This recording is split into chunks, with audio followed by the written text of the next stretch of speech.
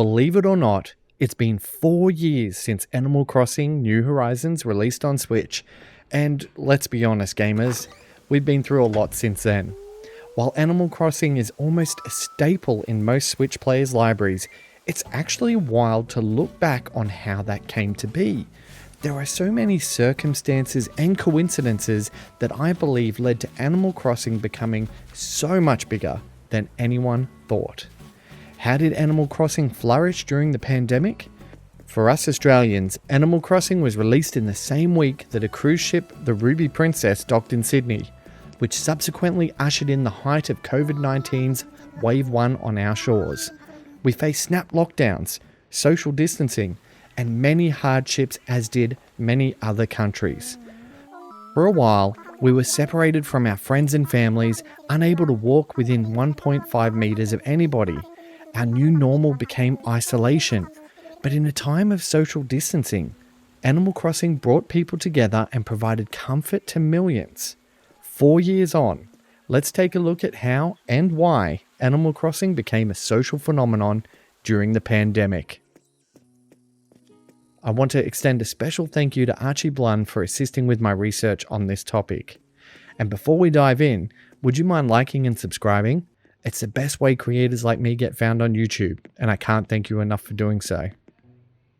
While it was a carefree time for most Australians, with Switch gamers enjoying Luigi's Mansion 3 and enjoying a warm summer, there were faint whispers of a new flu strain or mysterious illness spreading in the news, with many analysts suggesting that Ground Zero was Wuhan, China.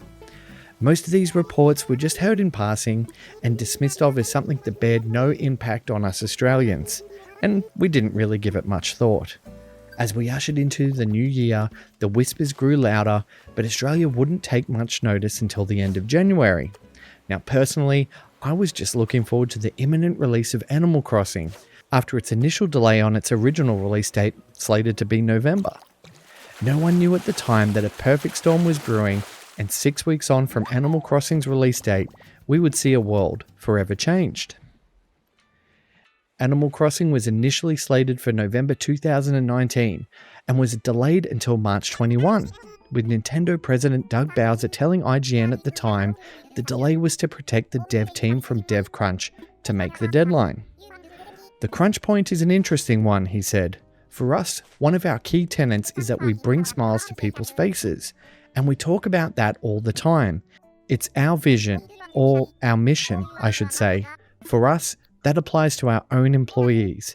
We need to make sure that employees have good work-life balances, Bowser stated in the interview.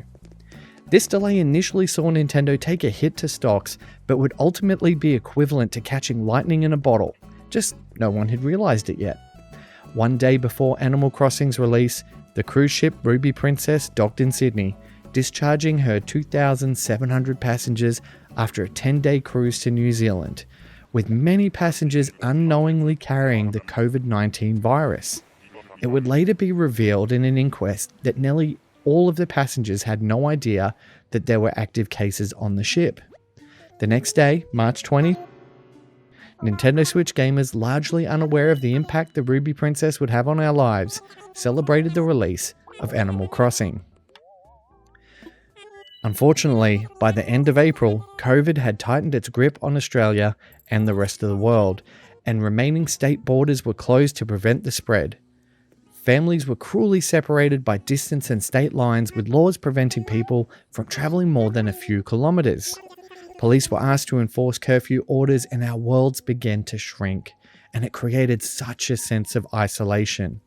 I recall watching on the news families talking to each other at the border, separated by concrete barriers, desperate to check on their loved ones. The global pandemic was in full effect now. COVID had spread everywhere, and most Australians had started settling into a routine of isolation and working remotely, only leaving the house for supplies or to check on loved ones. Everything seemed bleak, but there was an unexpected light shining in the form of Animal Crossing New Horizons. Animal Crossing New Horizons was a complete counterpart to what was happening with the real world during COVID. It was bright, bubbly, and social, and it encouraged players to build a community in a time of isolation. Its intuitive and user-friendly gameplay meant that anyone could pick it up and play, and it introduced a new audience to gaming. Animal Crossing became the next big thing, so to speak, and its popularity skyrocketed. Players became absorbed in the bright and colourful world, and they could be free to do as they please. Visit friends' islands, collect furniture, and spend their days in a tropical paradise. There's a sense of freedom that you can do both nothing or everything and still enjoy yourself. You could collect fish, bugs, and fossils for the museum, or spend your day decorating houses, furniture, and clothes.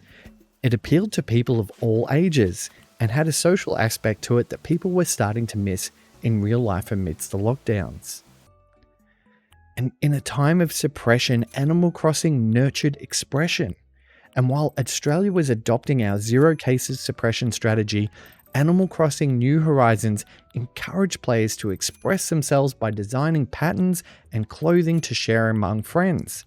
Savvy marketers caught wind of this and created islands that gamers could visit, with big brands like KFC in the Philippines participating and even offering items to find to give discounts in real life.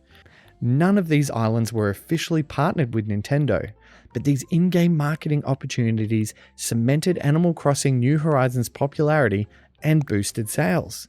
Social media further contributed to word-of-mouth recommendations, and many celebrities were posting screenshots of designs or accomplishments they were having in the game. Again, most of these were not paid partnerships with Nintendo, just people enjoying the game, and it created this unofficial whisper campaign that went across the globe. These whisper campaigns grew into social media groups popping up and encouraging players to share items or show off creations that created a sense of community while being isolated. New friendships were formed over sharing island designs or helping others complete a set of furniture. And Animal Crossing and these friendships weren't hindered by the grounding of airlines or lockdowns. The larger the groups grew, the louder this whisper campaign became, and it grew into a monster of its own, fueling New Horizons' skyrocketing sales. Now, while Animal Crossing had already seen huge successes on launch with an estimated 11.77 million copies within the first 12 days of launch, beating the previous record set by Pokemon Sword and Shield and outpacing Call of Duty Black Ops 4, it also broke the record for the most digital copies sold of a video game ever. Animal Crossing New Horizons' initial success could have been attributed to its existing fans, the hardware install base, and its accessibility appealing to gamers of all ages. But then it reached further beyond that, shifting 12 million Nintendo Switch units in a 6-month period from its launch, tripling Nintendo's profits. The pandemic pushed digital entertainment up by 66% worldwide in an unforeseen knock-on effect, and 6 months after release, Nintendo had reported that it had sold a total of 26.4 million copies by September. Doom Eternal also saw success launching on the same day as Animal Crossing, with Nintendo and Bethesda entertaining artist crossover illustrations on social media. But even a multi-platform game like Doom Eternal could not keep up with the Switch-exclusive Animal Crossing's unique appeal and sustained pace. As of November 2023, Animal Crossing's lifetime sales had hit a phenomenal 43.38 million units. What does the future hold for Animal Crossing? Nintendo has consistently published a mainline Animal Crossing game on every platform, with the exception of the Wii U. So it's safe to say that after the success of New Horizons, we will be seeing another entry on the Switch successor in the future. Development has come to an end on the Nintendo Switch version of Animal Crossing, so we won't see further content updates in the future. But despite this, Animal Crossing still maintains its popularity with a healthy player base and active communities across social media. Is it fair to say that Animal Crossing New Horizons was only successful during the pandemic? Absolutely not. But it certainly helped. Animal Crossing had something rather unique, and while many amazing games were released around the same time, nothing brought people together quite like Animal Crossing. In a time of social distancing and isolation, Animal Crossing New Horizons managed to transcend from being a simple, user-friendly game to a social phenomenon, building communities COVID couldn't tear down, and connecting people separated by distance and isolation. So here's to New Horizons on its 4th birthday. We didn't get the island getaway from the hustle and bustle that Tom Nook promised us. Instead, we got something much, much more. Thanks for watching.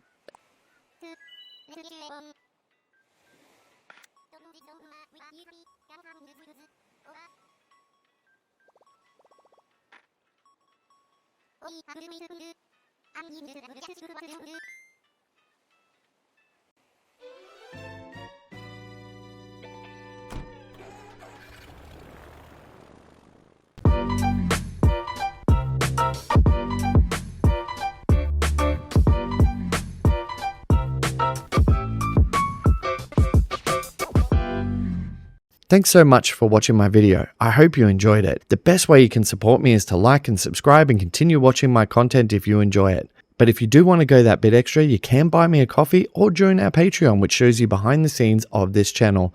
Thanks again.